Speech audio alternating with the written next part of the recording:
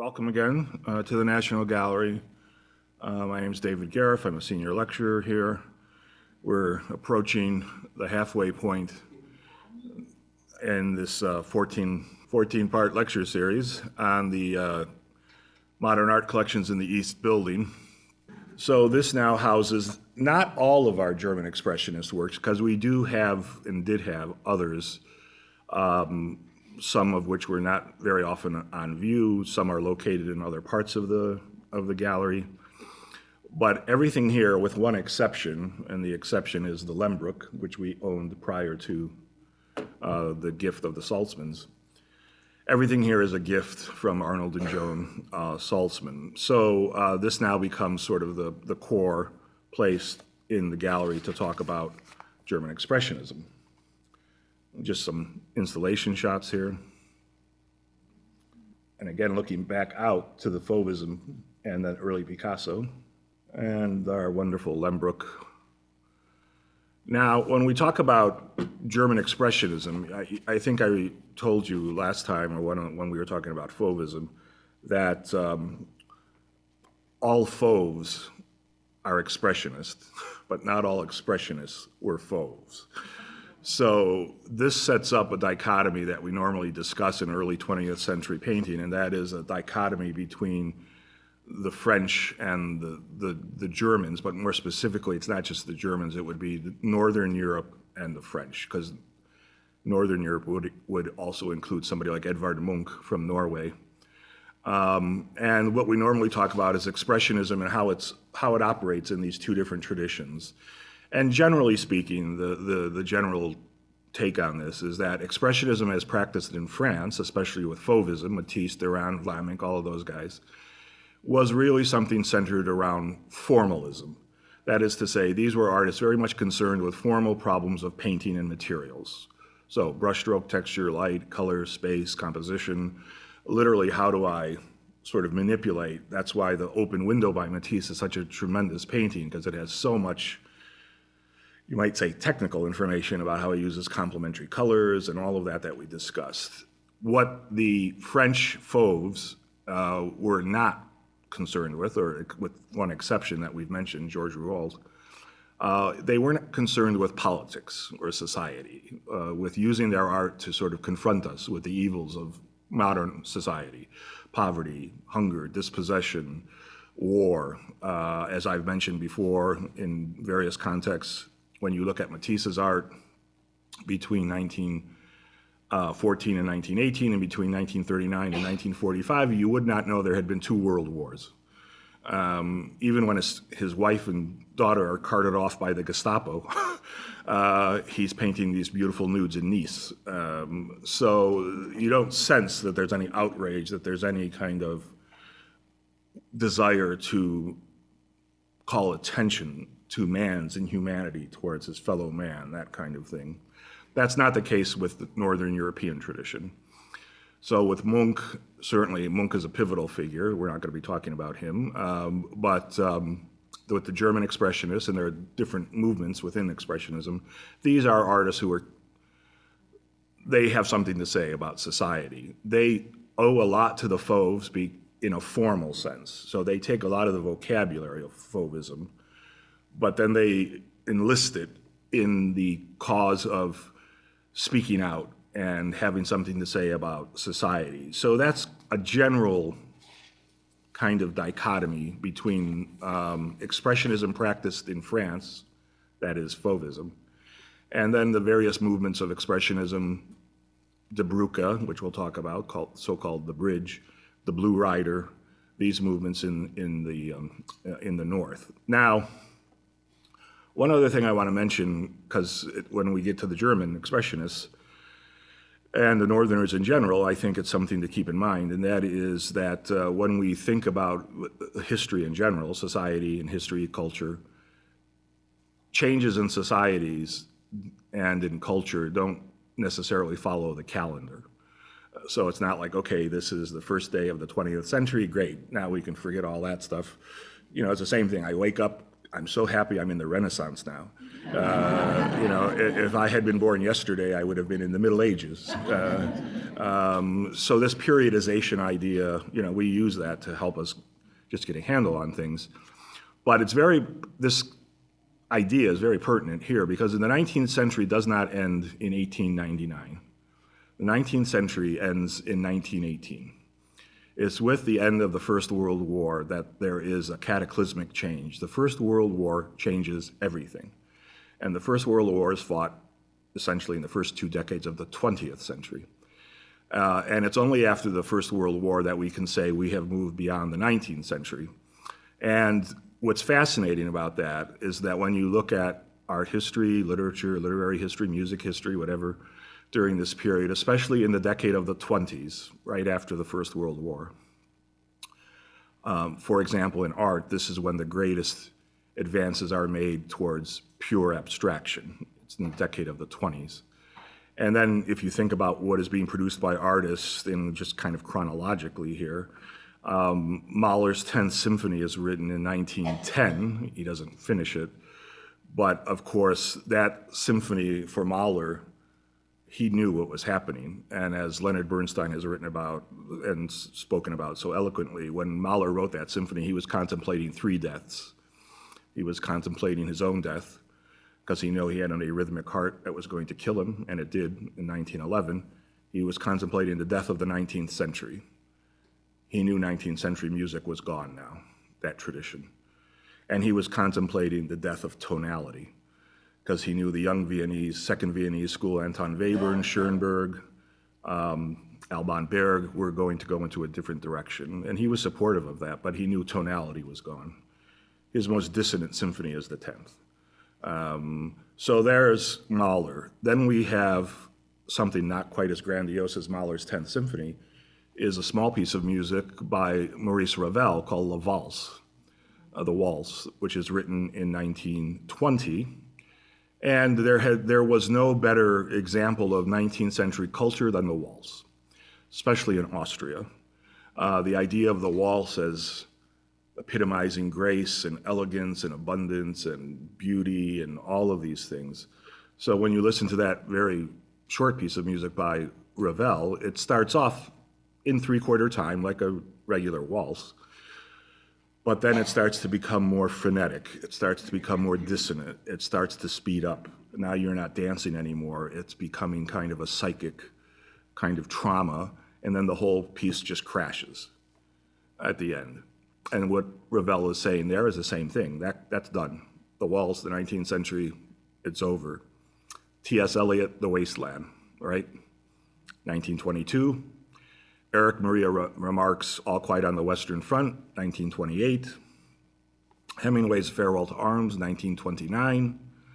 And then Robert Graves' Goodbye to All That from 1929. These are all works from the 20s that recognized in some way or another, and that's where this Lembruck work comes in, that there was an end to the world as we had known it, and now we were entering into a new period. The Seated Youth by Lembruck was, which was created in 1917, so it's the same period. Of course, Lembruck served in the war. He was traumatized by the war. He committed suicide because he never could quite recover from his episodes in the war. But this monument later, when one of the things every country in Europe needed after the First World War were more cemeteries. They did not have enough cemeteries to bury all the dead. So every country begins to find plots of land that can be converted into new cemeteries to bury everybody. And in Germany, when they created several new cemeteries, but one in particular, this monument in bronze was chosen to be the major monument in the cemetery. So this seated youth, who is really this kind of exhausted, spent, broken kind of figure, that's the sense of what you get in Hemingway's Farewell to Arms. I'm not going to read you all these quotes that I'm sure you know, or All Quiet on the Western Front. So that's the period German Expressionism is emerging from. This is, again, just another couple of views of the Saltzman collection, featuring on the right now the work by Ernst Barlach. So this work we've always had in our collection, the Lembruck, but this work is new. This is The Avenger in 1914 by Ernst Barlach. wonderful work. We'll talk a little bit about it later. George Kolbe is another sculptor. He has a fascinating history that we're not going to talk about. He was both admired by the Nazis and then chastised by the Nazis during the Degenerate Art Show. He had a work in the good show and in the bad show, and then they realized, wait a minute, he can't be in both places. He can't be a good Nazi artist, and then he can't be a degenerate artist as well. In any case, we have not had a Kolbe before, so now we do. We never had any Nolde paintings, Emil Nolde, so now we have two.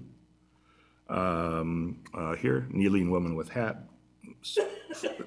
The full title, Flower Garden, Kneeling Woman with Hat, she's up there. And then Circle Dance, 1909. Here they are a little closer. Again, there are a lot of fascinating aspects to the German Expressionists in terms of German art, society. The one thing I'm not going to be talking about today is this whole topic of those artists in Germany who came to be considered degenerate with the rise of National Socialism and then their persecutions. But if I gave a whole seminar on this back in March, that I think eventually is going to be up on the website.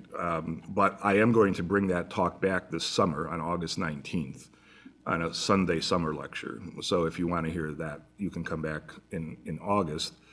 Nolde was particularly persecuted, even though his parents were pure Aryan. They were Danish and German. He had over 1,000 works confiscated. But this is what we expect from German Expressionism, this beautiful, thick, rich, expressionistic impasto, very beautifully, but very aggressive, very, very much, again, in a pure expressive kind of a way of working, sensing emotion, feeling. So obviously for the Fauves and for the German Expressionists, of course, a pivotal figure was Van Gogh. And in many ways, these are the artists that complete the work that Van Gogh and Gauguin had started at the end of the 19th century. These are the artists who sort of complete that vision. Now, German Expressionism focuses, there are three sort of groups. I'm only going to talk about two. I'll make an oblique reference to the third. One is called De Brücke, the bridge. The other one is Der Blaue Reiter, the Blue Rider. And then the third one is the New Objectivity. And I'm going to spend most of the time talking about these first two movements. And the one that's the most important and that chronologically is the first is represented here in these images. And that's the movement called De Brücke, the bridge. So that's B-R-U-C-K-E, De Brücke. This is a later picture of members of the movement. This dates 1925, but the movement begins in 1905. It's exactly the same time as Fauvism. Fauvism starts in France in 1905. De Brücke is in Dresden in the very same year. In fact, most of the De Brücke artists knew the works of the Fauves. So this is a later painting that shows some of the members of the group, but not the original four. There are some other later additions here. So in this painting, we have Otto Müller, Ernst Ludwig Kirchner, Erich Heckel, and Carl Schmidt-Rottluff. And here they are over here as well. So these four guys are right here in their photographs. Now, the original group was only four artists. It was Fritz Bleyl, Erich Heckel, Kirchner, and Carl Schmidt-Rottluff. When Fritz Bleyl left the group, they brought in two new guys, and one of them was Otto Müller.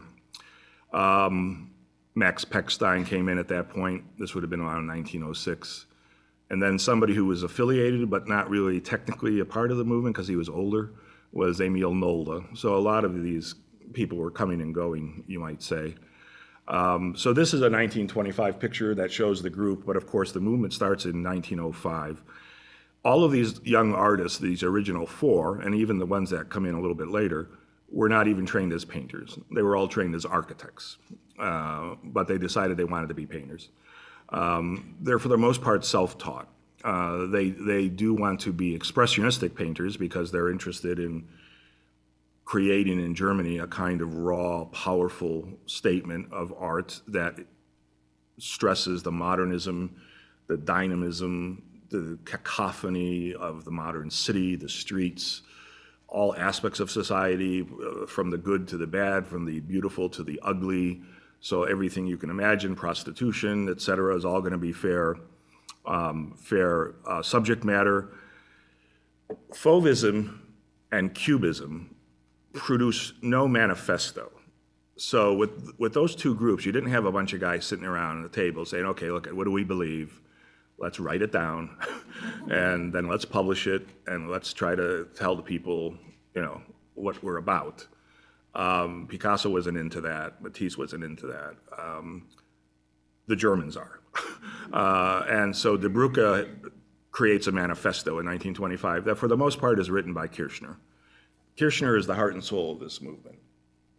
And he's the most tragic figure as well in 20th century painting in general. So they do produce a manifesto, and it sort of lays out for the public. It's not confrontational. In fact, they write it because they want the public to get on board. Here's what we're trying to do. It's not antagonistic. And they talk about the fact that they wanted this term Bruca, bridge. They want to be a bridge to the past. They want to be a bridge to the future. They want to be a bridge between traditional painting, sculpture, and architecture and the decorative arts. And of course, all of these guys, as you can imagine, were steeped in Nietzsche. They had all read also Zarathustra, and in Nietzsche's writings, there is this constant use of the word bridge. He's talking about bridges all the time, and there are these passages where he says, "Die Brücke zum Übermenschen," the bridge to the Superman. That particular phrase comes up a lot. And Nietzsche, of course, kind of thought of himself as an artist as well. And so a lot of Nietzschean ideas got kind of filtered into the manifesto. Maybe the most famous phrase from the manifesto is when Kirchner writes, a quote, "We call all young people together, and as young people who carry the future in us, we want to wrest freedom for our actions and our lives from the older, comfortably established forces." Now, they did a lot of interesting things. Again, I don't want to spend too much time, but they published a newsletter. So again, they're trying to appeal to the public. And in their newsletter, they had little articles and things about what they were, who they were, what they did, et cetera. And if you subscribed to the newsletter, you were sent a print, an original print by one of them, Schmidt-Rottluff, Kirchner. You were sent a woodcut as a kind of a thank you. So again, they were trying to sort of bring people along. Of course, one of the things later that Hitler hates about modern art are manifestos, where he says that unless you read this 100-page document that's so pedantic, that only then can you try to understand this art. So the Bruca will be sort of pilloried for that. Now, despite the Saltzman collection, which has given us a tremendous now boost in this area, there are still some areas where we're a little bit weak, and one is with Fritz Bleyl, who was one of the original members. In fact, this is the only Fritz Bleyl work we have, which is an etching called Boat on the Elbe from 1906. This comes from the Kanin collection, gift of Ruth Cole Kanin. So, but Bleyl was important because Bleyl was the most interested in graphic design, lithography. So it was logical that when they had their first exhibition, which they had in 1906 in Dresden, Bleyl should be the guy who designs the poster. So this is Bleyl's poster for the exhibition, the first De Broca exhibition in Dresden in 1906. That exhibition was going to feature exclusively the subject matter of nudes, well, nude women, even more specifically. So that's why there's a nude woman on the poster. This poster is in direct contrast to what was the normal idea of posters, and that's what you see here. This is a poster by Otto Gussmann. It's for the third German exhibition of applied arts. It took place just 4 months before De Broca. So people going to that exhibition saw this as the poster, very traditional kind of Art Nouveau and all of that. And then they saw these young guys put this poster out, which was clearly turning its back on this whole tradition here. So much so, of course, that the police confiscated this poster, and it fell under there was an actual pornography law. I don't know if I wrote that one down. There was a national penal code for pornography because of showing pubic hair, and everybody interpreted this shadow as pubic hair. So the police came and confiscated the poster. The show was closed for a while, but then it reopened without the poster. So Bleyl is one of the original members. He's an architect. He's the most conservative. He eventually goes on to marry, to have a family. The reason he leaves the movement is because he's actually concerned about earning a living, supporting his family. He can't kind of lead this bohemian life anymore. And so he actually exits, and that's what allows other artists to come into the movement, like Mueller, especially Otto Mueller, to sort of replace him, and Max Pechstein. Now, Kirchner is the main guy, and now we have a pretty nice collection of Kirchners now. They're not always up. This one we've always had. This is up, but it's on that wall. I showed it to you when we talked about Fauvism. It kind of leads you around from Fauvism into the German Expressionist rooms. Dance Hall Bellevue from 1909. And this is a new work from the Saltzmans, Two Girls Under Umbrella from 1910. You have this incredible color, this kind of splintered, angular treatment of nature. There's almost a feeling, no matter, even if it's a bucolic, pastoral subject, it makes you nervous. People are splintered and angular and distorted and extended. The colors are kind of somewhat garish. The color combinations aren't being created the way Matisse does to create harmony and balance. That famous line from Notes of a Painter, I want an art that has harmony and balance. De Broca wants you to be sort of on edge. And so that's what you begin to sense here. This painting especially owes a lot to an artist who was really very important for De Broca outside of Van Gogh, and that's Edvard Munch in Norway. So Munch is very important to Munch shows repeatedly in Munich and in Berlin. The Broca artists know Munch's art very well. So he kind of is felt in a work like this, the strong diagonals, typically Munch, these kind of urban scenes, things like that. Kirchner serves in the First World War. And here are two self-portraits. They're photographs. He had an automatic shutter of him in his uniform in 1915. Here, of course, Kirchner's story is tragic. He serves in the First World War. He's totally traumatized by the war. He has a complete nervous breakdown. He's given a medical discharge. He comes out of the service. He paints some tremendous paintings that I'm not going to show you because we don't own them. Especially two incredible self-portraits, one with a severed hand, that's at Oberlin in Ohio, which is sort of symbolic of this trauma that he has suffered. He goes off to Switzerland, to Davos, and tries to recuperate. Slowly he does recuperate in the 20s and in the early 30s. He seems to be getting back to somewhat of a normal life. And then the next blow hits him. He's considered degenerate by the Nazis. And in 1930, by 35, they're confiscating his work. Over 600 paintings are confiscated. He's represented in the exhibition, and then that's the last blow. He commits suicide in 1937. Two other works, we have Kirchner's Two Nudes on the left. So these are in the National Gallery collection, not Saltzman works. So on the left, 1907, Two Nudes, and on the right, Couple in Newcomer, The Visit from 1922. This is from the Kanin collection. They also were great collectors of German Expressionism art, but especially prints. Many of our prints are part of the Kanin collection. Here's Erich Heckel, The Mill. So this is new. This is now in the German Expressionist room. This is a Saltzman collection work. You see this thick, heavy impasto. Again, even if it's a traditional kind of subject, a landscape, a pastoral scene, a mill, there's such a rich, thick, luxurious, but very aggressive way of painting distortions of space and color. Very traditional and very different than the Fauves. The Fauves want you to feel, you're running around with the Fauves and it's all very bucolic and, we're going to have a nice lunch and everything. And but that's not the way you're running around with the De Broca artists.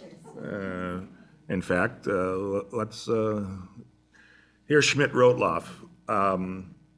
We have no paintings by Schmidt-Rottluff, but we have a number of great prints. So this is one of the prints in our collection from the Rosenwald collection, another great benefactor. And this is Melancholy from 1914. It's a woodcut. And I'm showing you one of the great Schmidt-Rottluffs from MoMA on the right, called The Pharisees from 1912. This is what I'm talking about, the splintered kind of, you feel almost like you could cut yourself on these paintings, like they're glass or crystal and broken. The woodcut for Die Brücke is pivotal, because what the Die Brücke artists decide to do is to resurrect one of the greatest traditions in German art history, going back to Albrecht Dürer and Matthias Grunwald and Schongauer, which is to resurrect the history of the German woodcut. So they produce woodcuts on a prolific scale, and they're among the greatest in the 20th century. But again, they're doing that in part because they want to bring a bridge again back to this great German tradition of woodcut that had existed in the Renaissance especially, but even going back to the Middle Ages. Here is Otto Müller that we now have from the Saltzman collection, and on the right, Max Pechstein, also the Saltzman collection. So Bathers on the left from 1916, and Summer Day on the right from 1911. Müller is interesting. He is the most experimental of the group, and one of the things he does, and we have it here, is he resurrects tempera paint. And he begins to paint with tempera, sometimes distemper, which is a kind of has casein, a kind of a milk base.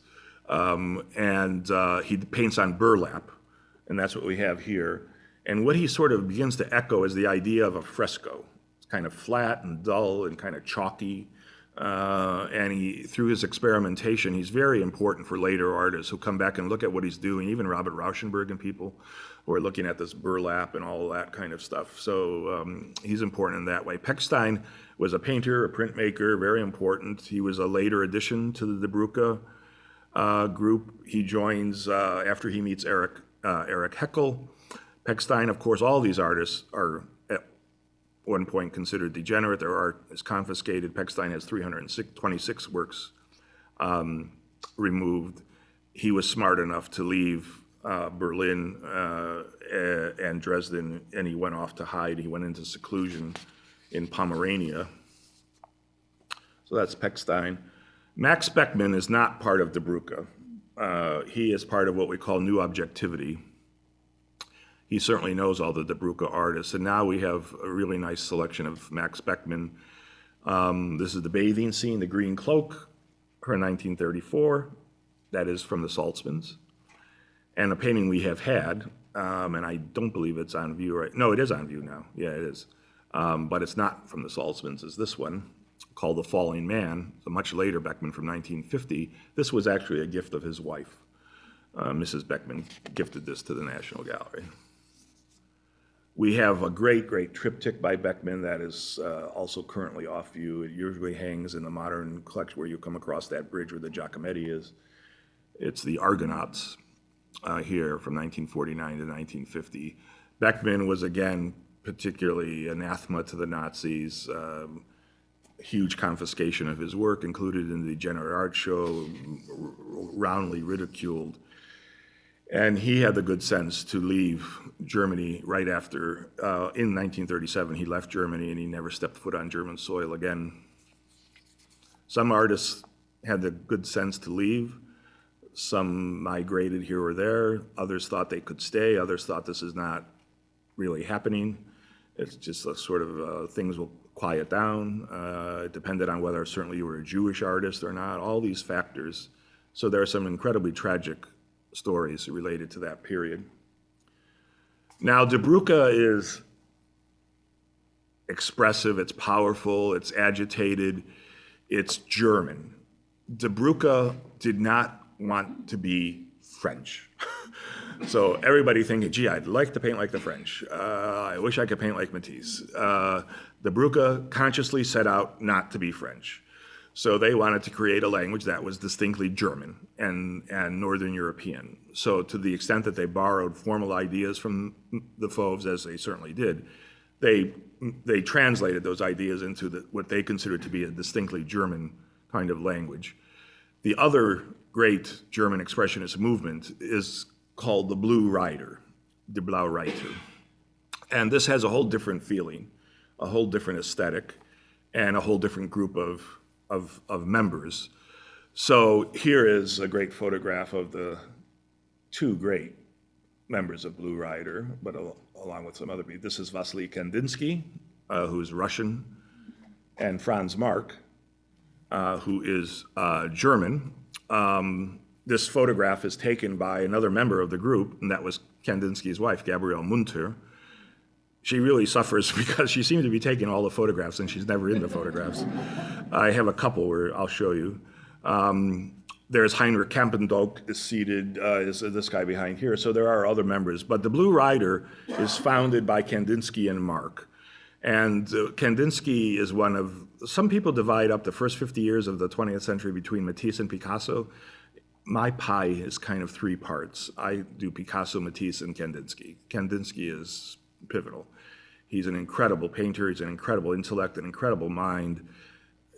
I mean, again, he's so rich. You know, every time you look at Kandinsky, come back to Kandinsky, read what his thoughts. I mean, you discover something new. He was very fond of music, very knowledgeable about music. One of his closest friend was Arnold Schoenberg. Schoenberg was an amateur painter. In fact, Schoenberg showed with the Blue Rider on a number of occasions, showed his paintings. He was invited to exhibit with the Blue Rider. The Blue Rider is more international. They're not concerned so much with being Germanic, in part because their membership comes from all over Europe. So Marc is German, but Kandinsky is Russian. Other members, Paul Klee is Swiss. So they had a kind of an international membership.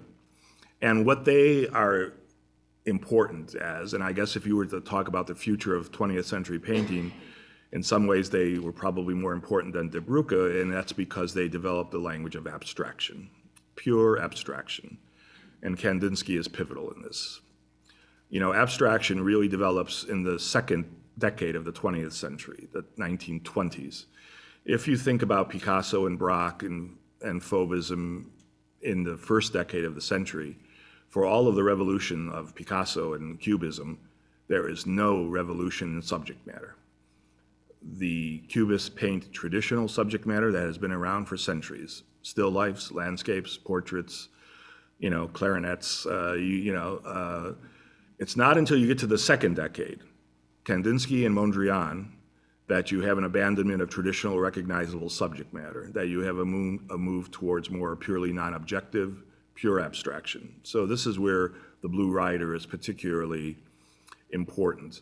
Like De Broeke, they published it was more than a newsletter. They called it an almanac, and here are the covers, two of them. It only lasted a very short period of time. The 1911 cover is this one up here. And these were designed by Kandinsky and Franz Marc. And then the 1914 cover, a little bit of red in that one at the bottom. Why this name Blue Rider? It has no significance other than that for Marc and Kandinsky, blue was their favorite color, and they both liked horses. They both were amateur equestrians. They liked to ride horses. So this rider idea, the Blue Rider on the horse, it becomes their sort of logo. Their first exhibition, De Broeke exhibits in 1906 in Dresden. So shortly after, on December 11th, in December 1911, in Munich, the Blue Rider make their debut. And here is the actual exhibition here of Blue Rider. It was in the so-called Tannhauser Gallery in Munich in 1911. It featured, again, works from all of the major members of the group, and even some who weren't technically part of the group, but they had been invited to exhibit, mainly because they seemed to be interested in pursuing color and abstraction. So in that initial exhibit, some of the people that are familiar to you were Heinrich Kampendonk, we saw him, Robert Delaunay. Delaunay is encouraged to come into the Blue Rider, but he kind of keeps somewhat on the fringe. Elizabeth Epstein, Kandinsky, of course, Auguste Macke, Franz Marc, Gabriele Munter. Rousseau is in this exhibition. Henri Rousseau, does the tigers and the lions in the jungle. He was in this exhibition, and also Schoenberg. Arnold Schoenberg was actually in this show.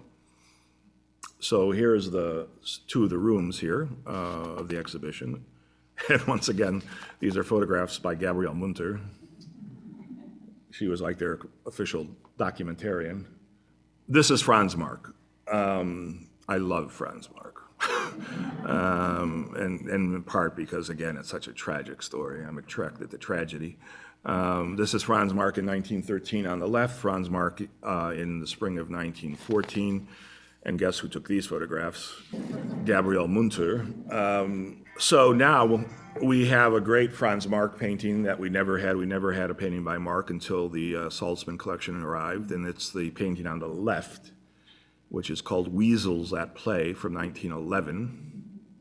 And I show it against the great Kandinsky that we have had for a number of years, which is not located with the Saltzman collection. It's not a part of that collection, so it's located on a different floor. It's on the upper level. And this is improvisation number 31, subtitled Sea Battle from 1913. Marc is fascinating. He comes from Munich, he had studied theology and then switched when he was an undergraduate to modern languages, and then only later decided that he wanted to be a painter. He meets Kandinsky. They have a similar belief in a kind of spiritual nature of art, that art should elevate and transcend. In the case of Franz Marc, this is tied to animals. He's a lover of animals. And he thinks, when you look at early Franz Marc paintings, when he's painting the human figure, they're horrible. He has no empathy for the human figure. He just doesn't. He thinks we're all just worthless. But animals, he feels, that's where there's purity and beauty and transcendence and innocence and all of these things. So his representations of animals are very personal, very beautiful. As the war comes, his animals get threatened by the environment. They become more cubist. They look like they're being pierced by the forest and things like that. He sees the world in this kind of animalistic sort of fashion. And they're lovely. So here it's all of these linear rhythms. Here are the weasels here, kind of intertwining, beautiful pure color. Both of these artists believe that color has its own meaning, its own significance. I mean, even Matisse said that. Remember when he says the sky doesn't have to be blue and that sort of stuff. But of course, it's Kandinsky who puts forward these ideas in a very important way concerning the spiritual in art. In 1911, he writes one of the greatest books of the 20th century, Aesthetics, concerning the spiritual in art, in which he lays out his theories about color and the transcendence of color, its spirituality, the nature of painting. This book influences a whole host of subsequent artists throughout the 20th century. And what he's of course advocating for is abstraction, pure and total abstraction. And he uses repeatedly the reference or the analogy to music. What is the most abstract art form? It's music. And when we sit and listen to a piece of music, we don't really care if it sounds like a cuckoo in a tree or if it sounds like a goose honking. We just hear sound. We hear note against note, sound against sound. Nobody gets upset with that, right? It doesn't always have to be programmed music. As soon as you put color against color in a painting, everybody freaks out. And the first question they ask is, well, what is it? I don't know. Is there what? There's a cow in there? I don't see a cow.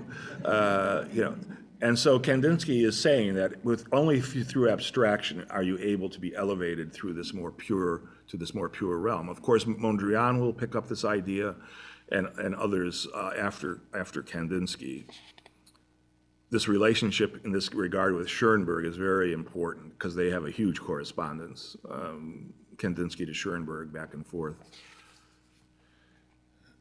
So where is the Kandinsky? It's not in the Saltzman collection, the German Expressionist room. I've taken you here briefly upstairs to the upper level. We haven't talked about this yet, but we have this room now called Birth of Abstraction. And that's where we're hanging the Kandinsky. It would be to the left of this guy on the bench, facing off against a work by Kupka, a work by Matisse. These are both from like 1912, 1913, that second decade, right? This is a work by Delaunay that's no longer on view. So when Harry Cooper reinstalled the East Building, he devoted a room to this idea that I've just been talking about, the importance of abstraction in the second decade of the 20th century. And he brought the Kandinsky here with the Matisse and others, these artists who were exploring the pure nature of color, et cetera. And notice the dates, 1912, 1913, 1912, 1914. Kandinsky is 1913, 1912, 1912, 1914. Here is Gabrielle, painting in the snow. Here, and here's her husband and fellow artist, Kandinsky. So this is Gabriel Munter, who is a very important part of the movement, photographed in February 1909. This photograph Kandinsky took. So he finally took a photograph. And then on the right is Kandinsky in their apartment, seated at his desk in his studio in his apartment from 1911. Gabrielle Munter is great, and we have only one painting by her, and I've never seen it up, but maybe someday it'll be up. It's this painting on the right. This is called Christmas Still Life, and it's very late. It's well beyond the time of Blue Rider. It's from 1937. This is a classic Blue Rider painting by Munter. Very comparable to what Kandinsky was doing around the same time when they moved and lived in the town of Murnau. And this is Landscape with White Wall from 1910. So this is very typical with Blue Rider moving towards abstraction, pure color. There's almost a mosaic-like feeling, big lozenges of color and abstraction, intensity. The great story of Kandinsky as he is developing, he does what some people consider the very first abstract painting in the 20th century is in 1910. It's an abstract watercolor, but Kandinsky at that time has these moments, these epiphanies, and one is when one night he's at home and he's listening to Lohengrin by Wagner. And it had to be Wagner. He's listening to Lohengrin, and in his mind, he starts to see a Moscow sunset. That's what all of a sudden that music just started to evoke in him, a Moscow sunset. So he started to realize, and then in another evening, he writes about coming back to his studio. It's dusk, and when he comes into his studio, he sees one of his paintings on the far wall, and he can't recognize it. He's looking at it and he's thinking, gee, what is that? Which one is that? And he really can't, he really doesn't recognize it. And then he turns the light on and he realizes the painting was upside down. And what that showed him was that he loved that he responded to that painting when it made absolutely no sense upside down, because he was responding just to the colors and the shapes. And he thought, because he was looking at it and said, gosh, that's beautiful, but I don't remember painting that. And then he saw that it was upside down. So this is kind of the part of the equation here. Other Blue Rider artists, now we have pretty much represented almost all the main, what I would call the heavy hitters. We've always had this Jawlensky, he's Russian. Kandinsky brought other Russians into the movement, Alexei von Jawlensky on the left. This is Murnau, so you notice the relationship to this? This time in Murnau, 1908, 1909, when they're all in Murnau, is really a beautiful period for all of them. This is Jawlensky now from the Saltzman collection, Portrait of a Woman, 1911. We still don't have good slides on all of these. Some of them are still being photographed, some of these works. So Murnau by Jawlensky, 1910. Portrait of a Woman, 1911. Here is Alexei Jawlensky, here. He's in Murnau. This is a photograph from 1909. That's his son there. And this is his sort of paramour. She wasn't his wife at that point. So this is a photograph by Kandinsky. And on the right, one of the other great members of the group, who is a tragic figure as well, and that's August Macke. This is August Macke and his wife Elizabeth with their child. Here, their son Walter. This is taken in Germany in Bonn in 1911. And Gabriel Munter took this photograph here. Now, Franz Marc and August Macke are both killed in the First World War. Now, that's a whole nother lecture about the tragedy of the First World War in terms of the lives that were lost among great artists. Mark was just coming into his own when he's killed in the Battle of Verdun. Mackie pretty much as well. My feeling in some ways has been that if Mark had lived a full life, he probably would have outstripped Kandinsky in many ways in this movement towards abstraction. One of his greatest paintings is right at the end of his life that you may know, called Fighting Forms. It's from 1914. It's a brilliant painting. So these are great tragedies. The loss of Mackie, the loss of Franz Marc. The third person I would put in that group is the Italian painter Umberto Boccioni. Boccioni's killed in the war as well, one of the great painters of Italian futurism. So art history is often determined in some ways by who lives and who dies and who suffers in one way or another, and that's certainly the case. These are three great losses as a result of the war: Mackie, Marc, and Boccioni. Here is Auguste Mackie again. This is from the Saltzmans, People at the Blue Sea from 1913. Unlike Marc and Kandinsky, who really moved to embrace abstraction, Auguste Mackie stays pretty tightly sort of related to the human figure. He abstracts, but he likes still the human figure. On the left is a painting by Elizabeth Bishop. Here's somebody who has kind of fallen through the cracks of art history, unfortunately. She was an original member of Die Brücke. She's Russian, so she comes in by way of Kandinsky, despite her name. She is Russian. She comes in by way of Kandinsky. And we now have, for the first time, a painting by her in our collection. It's this one from the Saltzmans. It's called People on the Cafe Terrace from 1913. She's a Russian. She has a full, long Russian name, but in 1896, she left Moscow to pursue studies in Munich. At that time in Munich is where Kandinsky was in Munich and a bunch of other people. She met this whole circle of the Blue Rider. Jolinsky was Russian, Kandinsky was Russian, so she felt a certain kinship with all of them. Other people, she met Thomas Mann. I mean, she has a really interesting life. He actually used her as a character in one of his novels. It was based on Elizabeth Bishop. Then she moved to Paris in 1906. She moved to Paris. She exhibits with Blue Rider initially, but then she moves on to Paris. She's still close friends with Munter and Kandinsky throughout most of her life, and with Jolinsky as well. And she is a very vital part of the group and of the movement. Here is a portrait of her by Auguste Mackie from 1912. Here's a photograph of Elizabeth Bishop in her garden.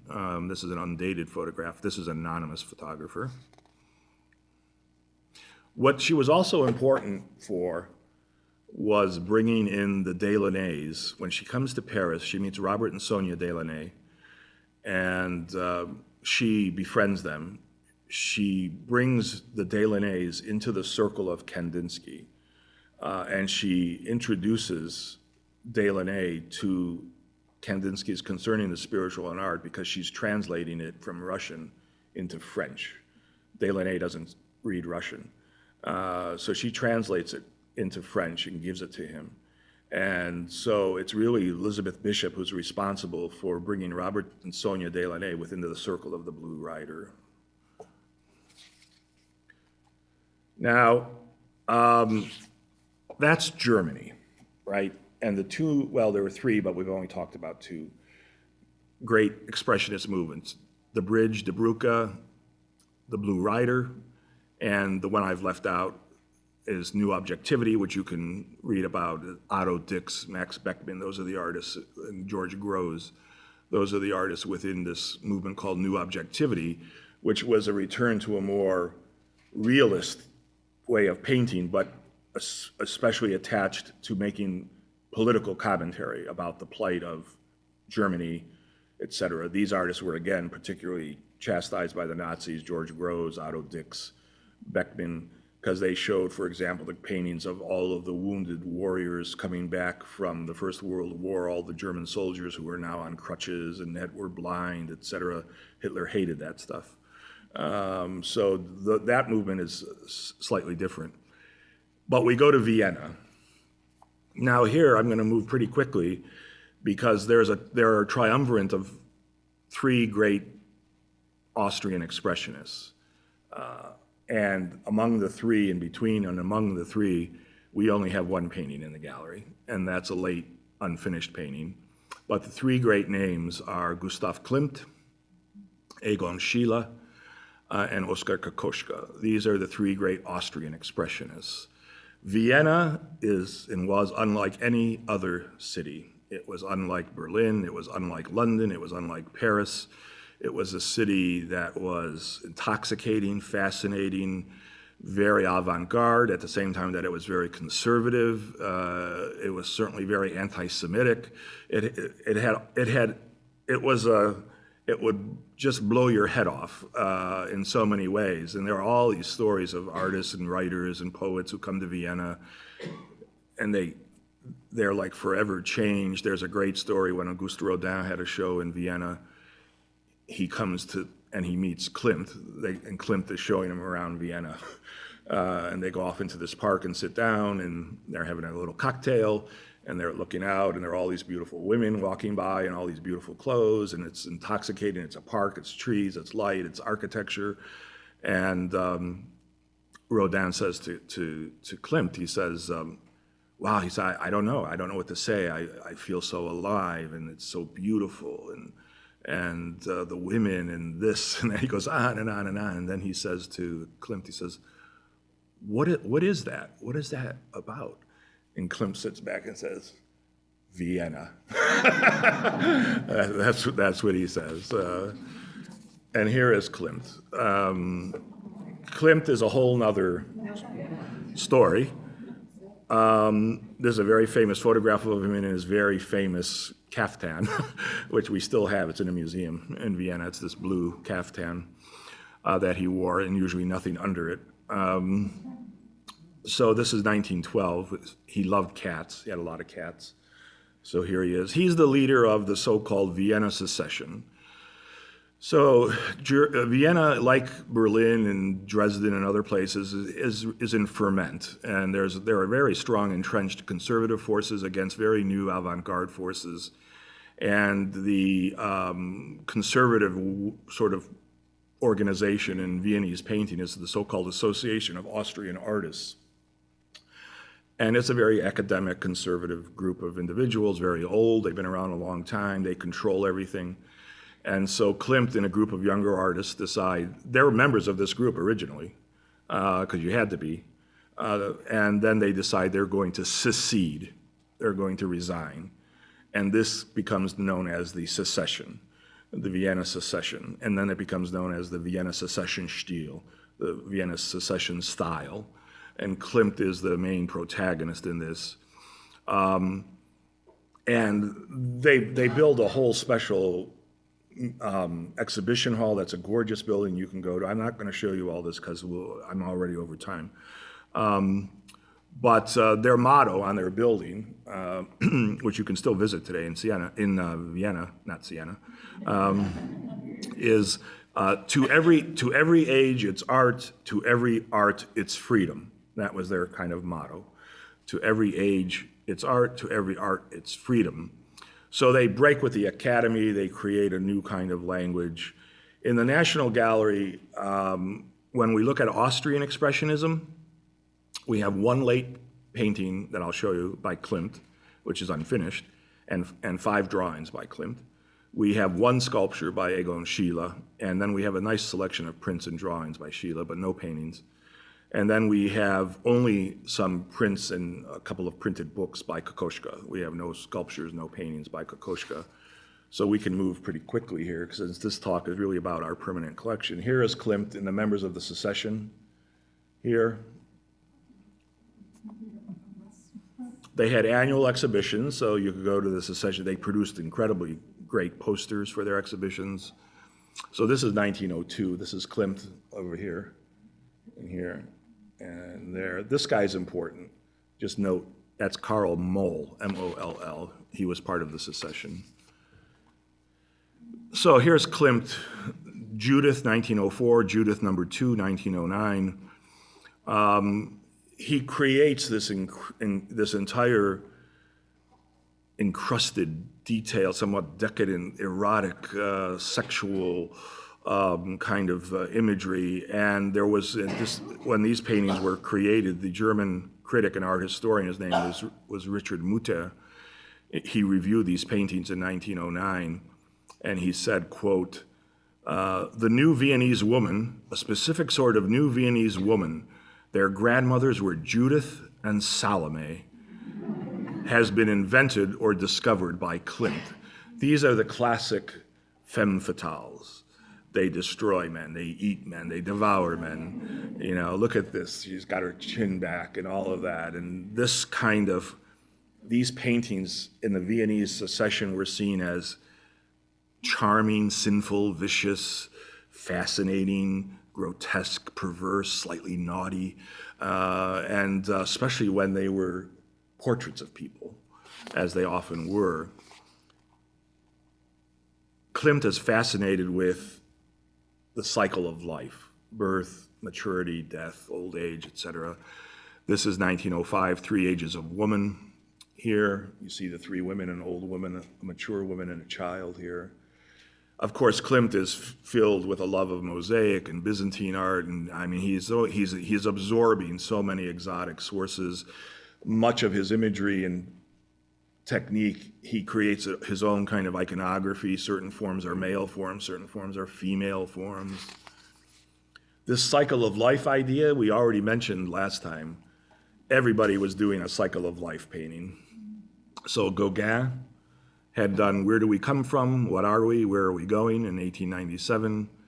Munch's The Dance of Life, 1899. And last time I talked about Picasso's La Vie as a cycle of life painting. And Picasso, of course, knew all these earlier interpretations of these images that tried to take you through the cycle of life.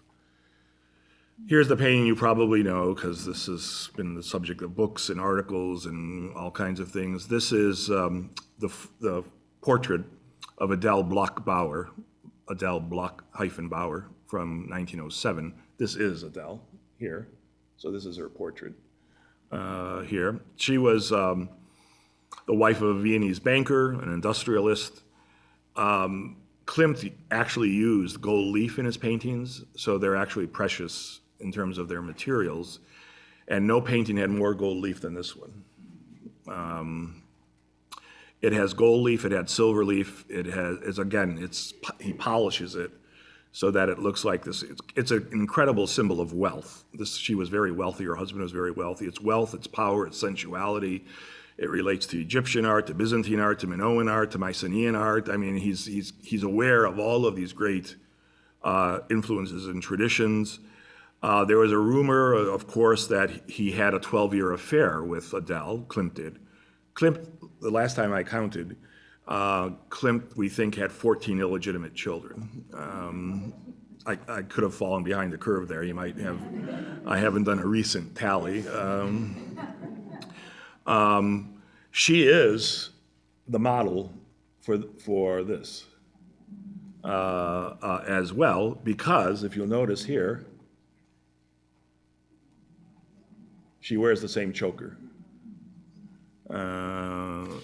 Now, this is the painting, of course, that in 2006 fetched $135 million,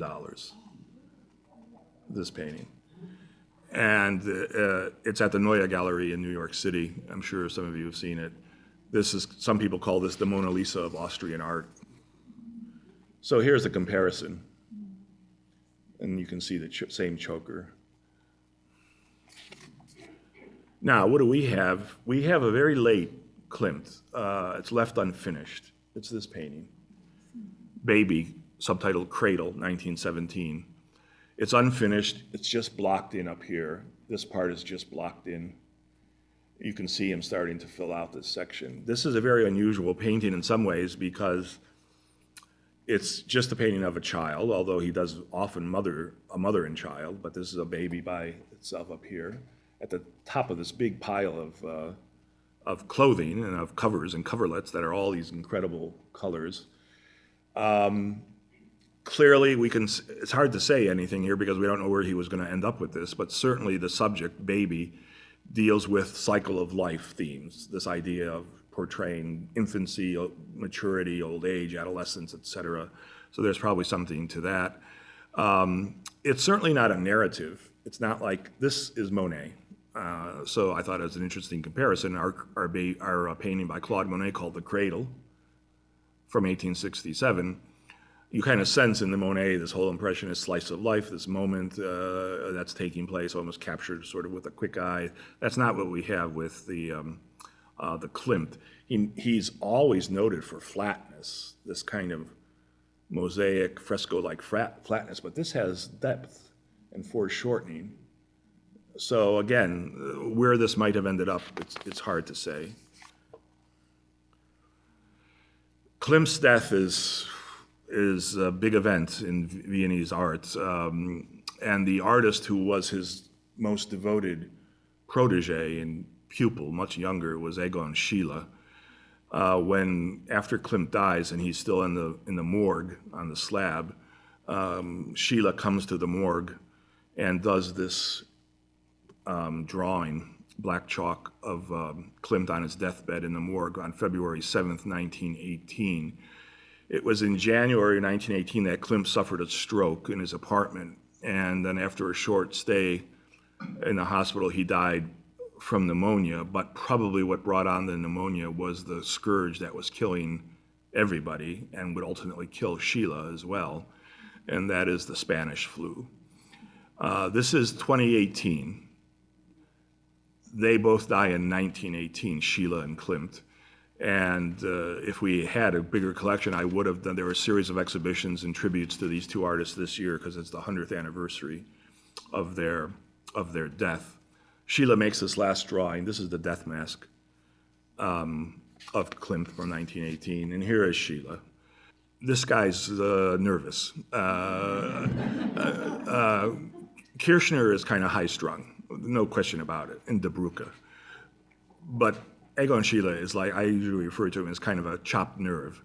If you just severed a nerve and had it bouncing all around, that's sort of Schiele. This is a portrait photograph at the age of 24 from 1914. And then this is Schiele's portrait of Klimt in his blue smock, that famous blue smock from 1913. Klimt dies, as I said, in 1918, and shortly thereafter, just about 6 months later, Schiele dies in October of 1918 from the Spanish flu. So this is what people were up against. This killed more people than everybody in the First World War. So here you see the various headlines in various newspapers, but this is worldwide, the Spanish influenza of 1918.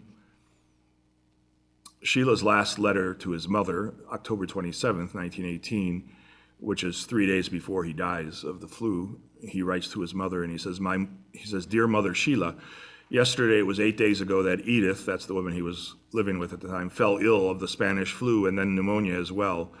She is also 6 months pregnant. The illness is grievous and life-threatening. I'm preparing for the worst since she continually has trouble breathing." And then he says, "My warmest greetings to you and Mela." It's got all this horrible news. And then he says, "I hope everything is okay on your end." Now, we do have works by Schiele. We have one sculpture, which is this self-portrait, 1917. And then we do have a very nice collection of drawings and some prints. So these are all from our collection. This is a self-portrait from 1912. It's a watercolor with graphite. And then Standing Nude, that's our collection with patterned rope from 1917. That's also a gouache. Self-portraits of Schiele are intense. You never forget them when you see them. For example, here, this is from the Met on the left and the Albertina in Vienna, which has one of the largest collections of Schiele. Self-portrait on the left from 1911, self-portrait standing on the right from 1910. They're both watercolor and gouache. He has a nervous line, a nervous energy. There's a tautness and a kind of spindly quality. He's acutely aware of negative space in his drawings. He abandons every kind of decorative artifice of Klimt. It's amazing that he admired Klimt so much, but he doesn't go in that same direction. They're confrontational. They have a high sexual charge. It's it's a whole world that he inhabits. His figures look tortured, sometimes emaciated, gaunt. Sometimes the poses are suggesting the crucified Christ or figures that have suffered from some kind of hardship. They're just really amazing.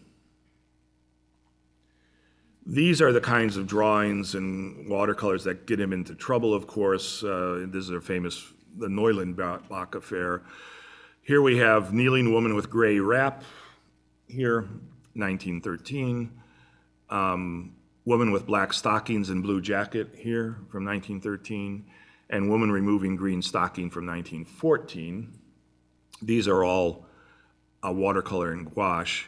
And they are, in all three cases, a portrayal of the really, she was a young girl that he was living with. Her name was Vali Neusel, and she was a minor. She was underage, and she was his model. So I don't think she was 13, 14 when she's posing for most of these things. And there, at one point, he's in this little town called Neulenbach, and he's moved there with Vali.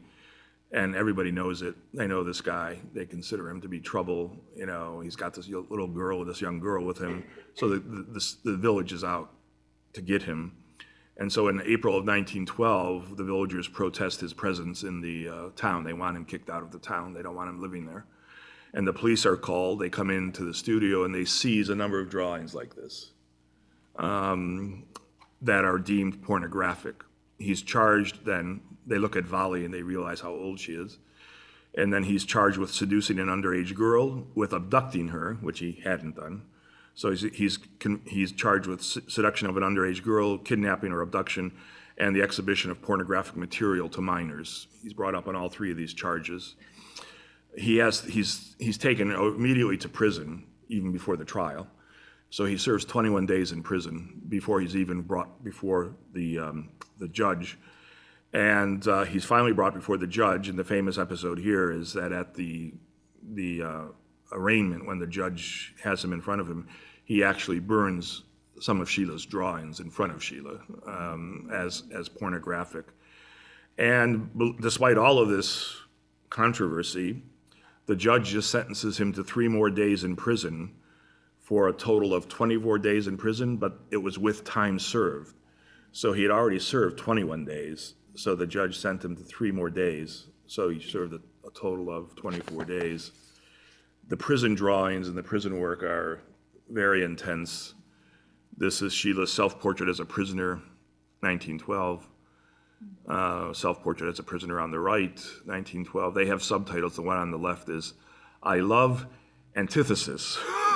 The things that are the opposite, sort of Hegelian here. I love antithesis. And the one on the right is called Hindering the Artist is a Crime. It is murdering life in the bud.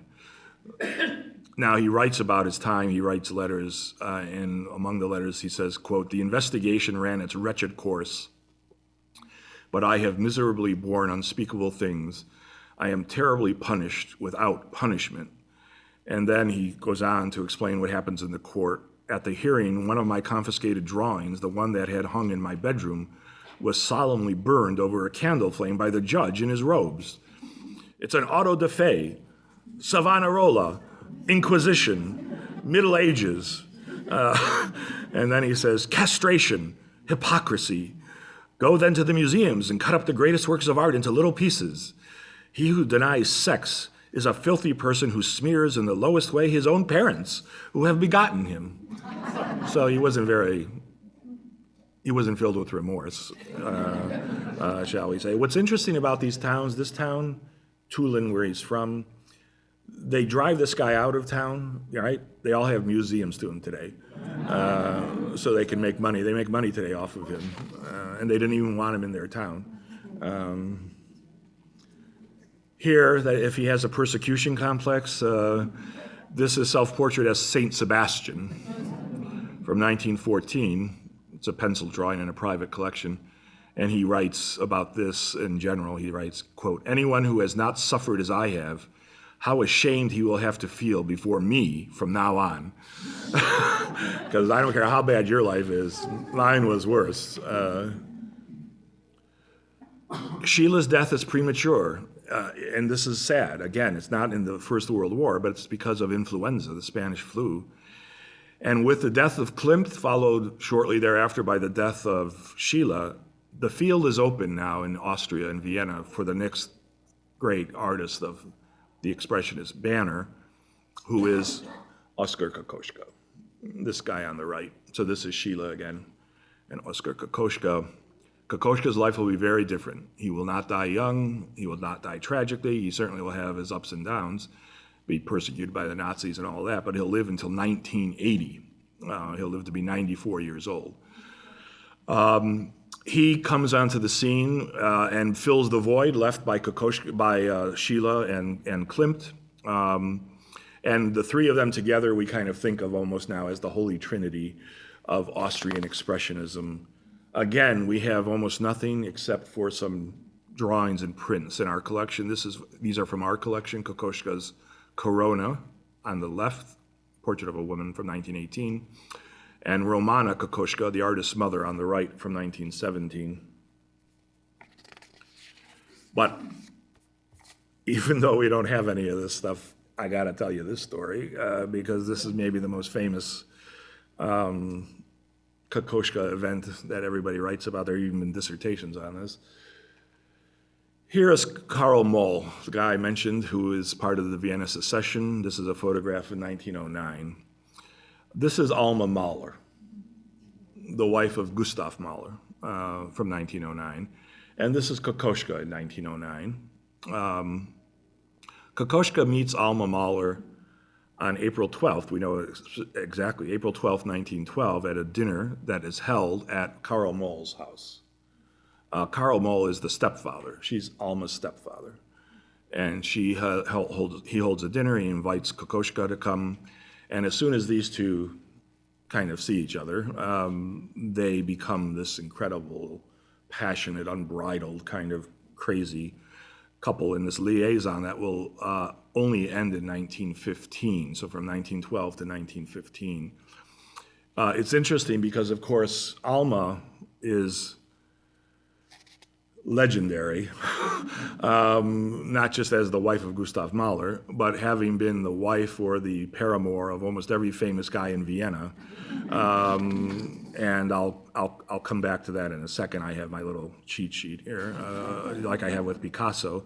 In any case, Kokoschka goes nuts for Alma. I mean to tell you, he's unhinged. And he creates over 450 drawings and paintings that deal with the relationship and their passion.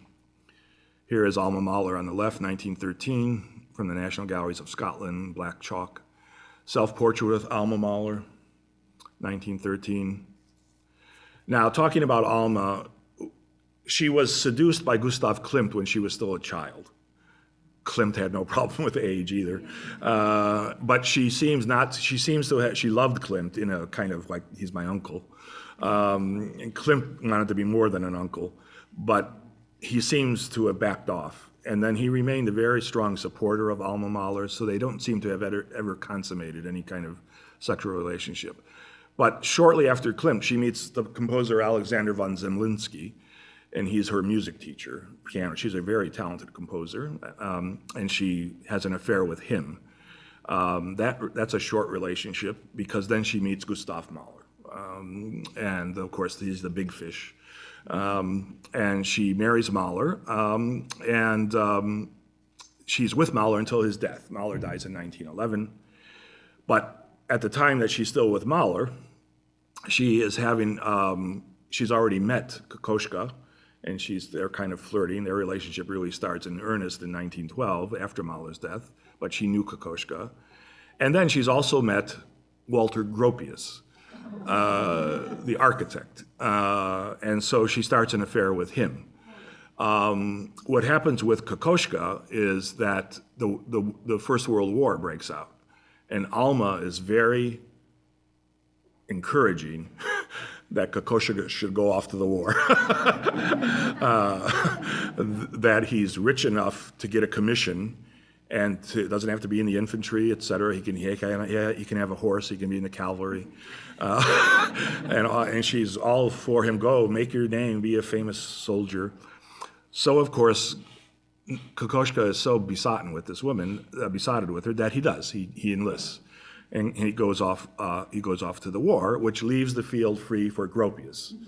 While Kokoschka is off fighting the war, she has an affair with Gropius, and they have a child, a daughter named Manon, and they will marry in 1915.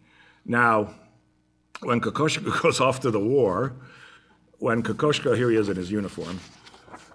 When Kokoschka goes off to the war, he serves with distinction, tremendous courage. And the most famous episode of Kokoschka's military career is that he's in the 3rd Dragoon Regiment, and at one point they're ambushed on August 29th in 1915. They're ambushed in a small wood in what would today be Ukraine. And there's this huge firefight and skirmish among the soldiers involved. Everybody in Kokoschka's regiment, all the officers were killed or captured by the Russians. They were Cossacks, Russian soldiers. Kokoschka is wounded, and he performed heroically during this skirmish, and he's left for dead. His own soldiers later think he's dead. He's left on the battlefield, but he's not dead. And he had been shot with a bullet from a Russian machine gun that had pierced his head and then passed out through the back of his neck. His horse had been shot out from under him. As he lay on the ground, the Cossacks came by to make sure that everybody was dead. And when one of the Cossacks came up to Kokoschka, he thought that he was still alive, that he was kind of breathing, so he bayoneted him through the chest. And at that time, Kokoschka had his pistol, and he was aiming it at the guy. He could have shot the guy, but he didn't. And this guy bayoneted him. So word came back to Vienna, as you might imagine, Kokoschka has died. He has been killed in action. And, Alma was, okay. What are you going to do? War is hell.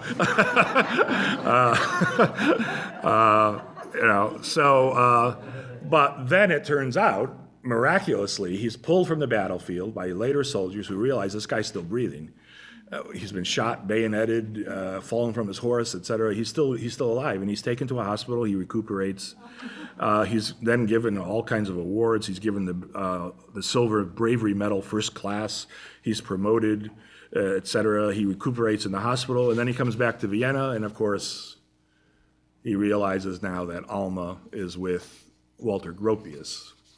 So, this is very tragic. But let's go back now.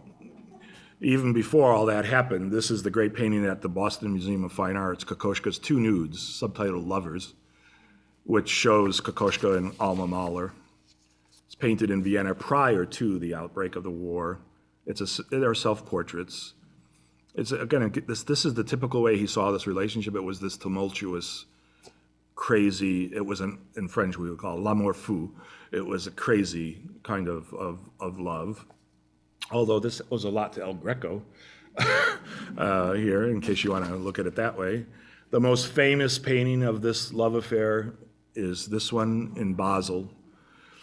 This is called The Tempest, subtitled The Bride of the Wind, by Kokoschka from 1914. He originally thought about calling this Tristan and Isolde. Then he changed it to The Tempest. This became his most famous and iconic work, and it remains so today. We talked about his demise, or so-called demise, which is interesting. Another side note here is that when Gustav Mahler was ill, and he dies in 1911, he knows that what happened is that Alma went off to a spa with her daughter to sort of take the waters. And that's actually where she meets Walter Gropius. He happens to be at that same spa. So Gustav's dying. Kokoschka's going to go off to the war, and she's with Gropius, and they start this affair as well. It's very tempestuous.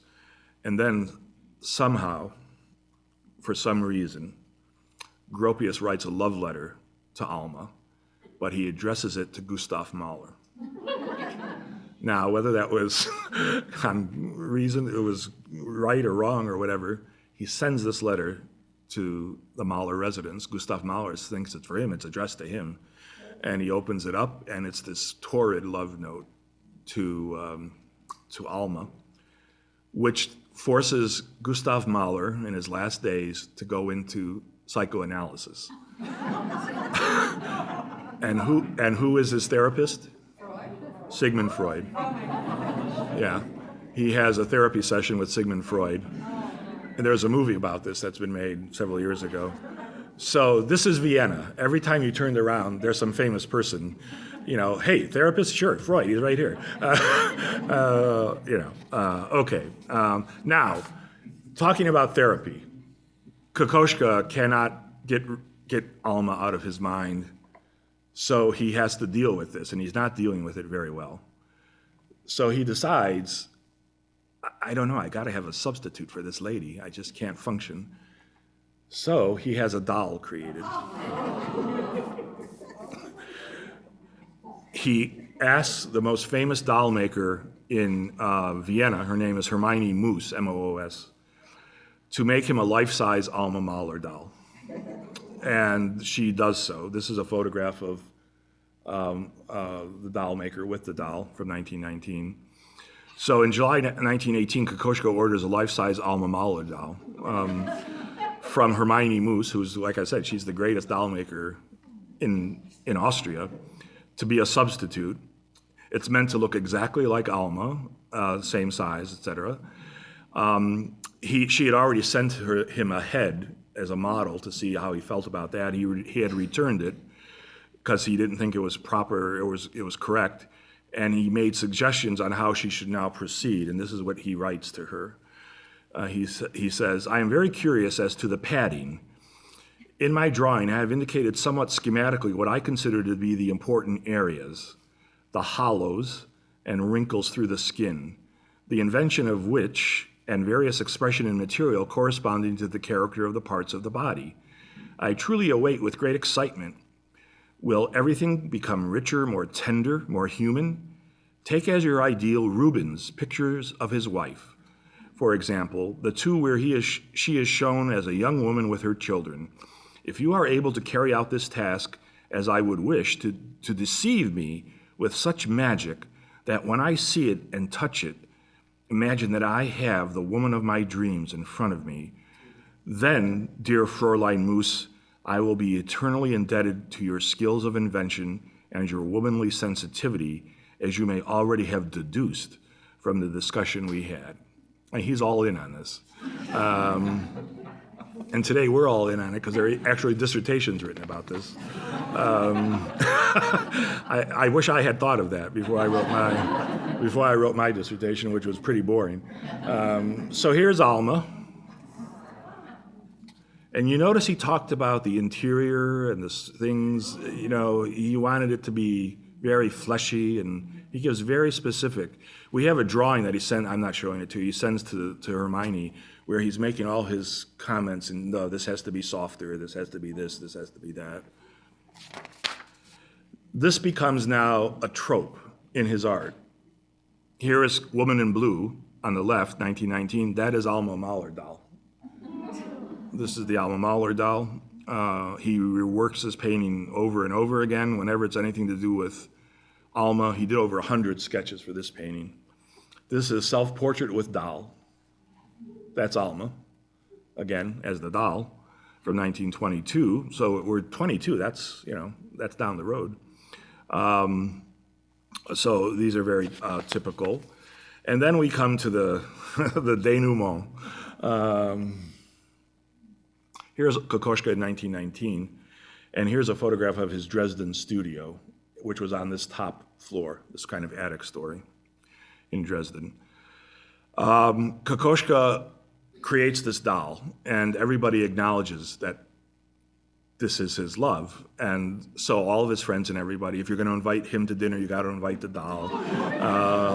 And if you go into the cafe, she's at the cafe, you know, and you talk, hi, Alma, how you doing? You know, I'm absolutely serious about this. They're a couple.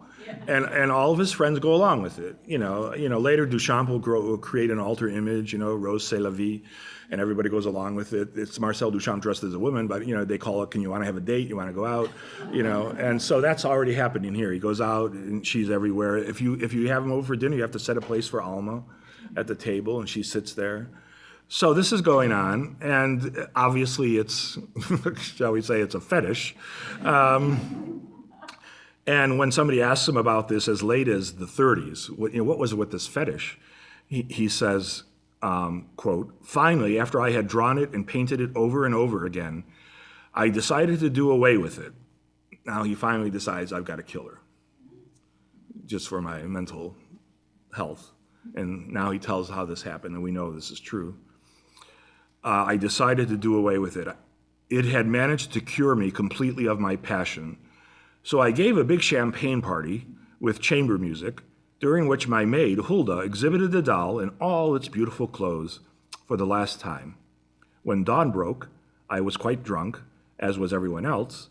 I beheaded it out in the garden and broke a bottle of red wine, over its head. And we know that's what he did. So he had this big farewell party for Alma. Everybody's there. They all get drunk. This is the time now I'm going to do the ritual assassination of Alma. He takes her out to the garden. He beheads her. He breaks a bottle of red wine, which now trickles out looking like blood. And then he goes back to the party. And Alma's out there in the garden. Then he goes on to tell us what happened. The next day, a police patrol happened to glance through the gates. And seeing what was apparently the body of a naked woman covered with blood, they burst into the house, suspecting some crime of passion. And for that matter, that's what it was, because in that night, I had killed Alma. And then that morning, the garbage collectors came and took Alma away. This is Kokoschka with his wife, much healthier relationship, eventually here on the left in London in 1939. And then the very famous self-portrait of a degenerate artist from 1937 here. Kokoschka had been throughout his life a very outspoken proponent of the avant-garde. He was very much a prickly kind of individual with the authorities, with any kind of conservative traditions. By the time the Nazis come to power in 1933, he's on their radar screen. And so 8 of his paintings are exhibited in the Entartetenkunst exhibition in Munich in 1937. But overnight, I think it's 600 works are confiscated from various collections by the Nazis. When he hears, he's living in London now, when he hears that his works have been put on display in Munich, he's been painting this portrait for a friend, and he changes it to have the arms crossed as a defiant kind of figure, and then he titles it Self-Portrait of a Degenerate Artist from 1937. And of course, he is represented in the exhibition. If you come back in August, I'll be talking about this. This was the guidebook to the exhibition. And on one page, it's devoted to making fun and ridiculing Kokoschka. And what you see here, when you read the guidebook, you were supposed to think about certain things, and this question that is being posited here to the viewer is, which of these 3 drawings is the work of an amateur, an inmate from a lunatic asylum? You'll be surprised. It's the one at the top right. The other 2 used to be regarded as master drawings by Kokoschka. These are works by Kokoschka. And because this looks more naturalistic and it's by an insane person, the Nazis are making a comment here. And what this is based on are these posters by Kokoschka. Those are Kokoschka posters where he created this self-portrait that looked the way you see it here. But that's another story for August. I know I went way over, sorry. Thanks, everybody.